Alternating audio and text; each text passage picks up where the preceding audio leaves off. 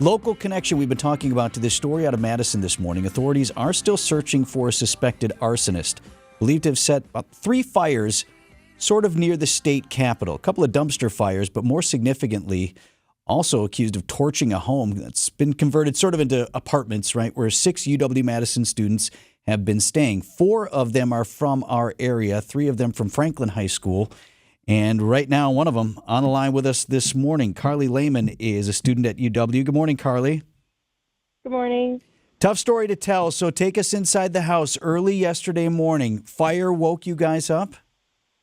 Yeah, I happened to be the last one to wake up yesterday, but a couple of my roommates woke up, they said, to sounds from the kitchen that they didn't know what they were from, which ended up being like the crackle of a fire in the kitchen, but obviously at the time they didn't know that. Some of them woke up to alarms sounding, which were the carbon monoxide alarms in our house, and then some of them woke up to the sounds. So they got out of their rooms just as there was a loud banging at our door, which was a neighbor who had heard what they said was an explosion in like the back of our house by our trash cans. And she was banging at our door. She was on the phone with 911. And then that's when I woke up to my roommates like yelling, get out, there's a fire. So then we all ran out the door, and it was a hard thing to process like as I was waking up, but when we got outside we kind of realized the severity of the situation. Carly Lehman is with us. She's from Franklin, UW student who was put out of her house early yesterday morning in Madison. Was it a close call at all, Carly, or was everybody able to get out pretty easily?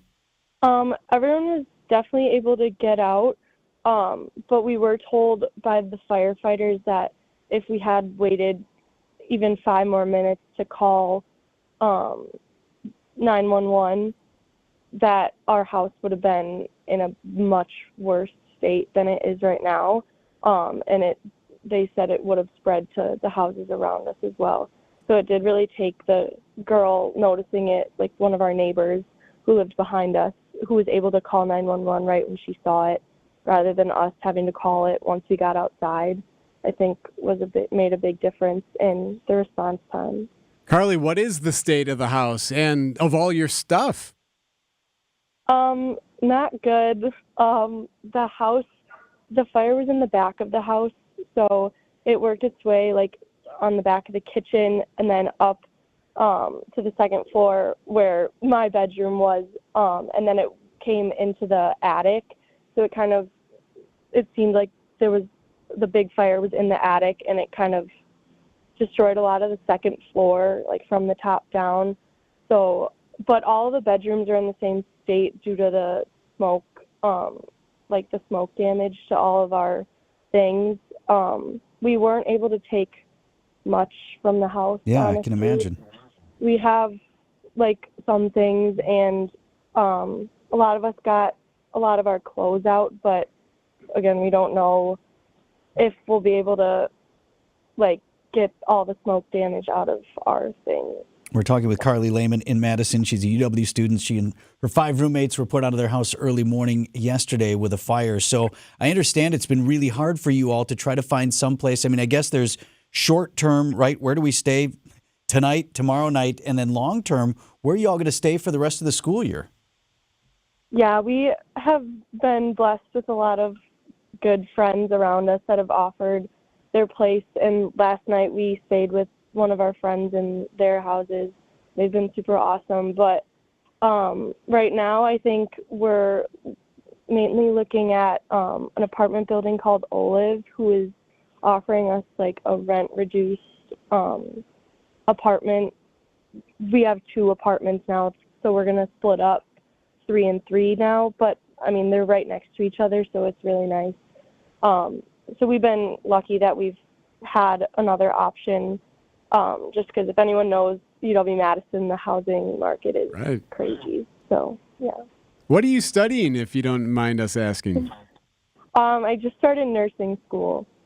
Ooh, there you go. So on top of all that, right, did you go to class yesterday? Are you going to class today? I did not go to class yesterday. we got a couple calls from the school who've been really nice. They offered to email all of our professors for us, who've all been really understanding. But I am going to class today. I just don't want to get behind. All right, next question. You going to the Alabama game on Saturday, though? I mean, can you put this behind you? Of course. I'm not sure what I'll wear yet because I don't have my clothes, but I'll be there.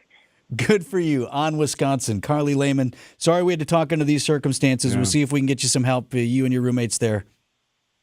Thank you so much. Okay, so Thanks, Carly. Picture of the person of interest in this case, again, the authorities believe these were arson fires deliberately set by someone.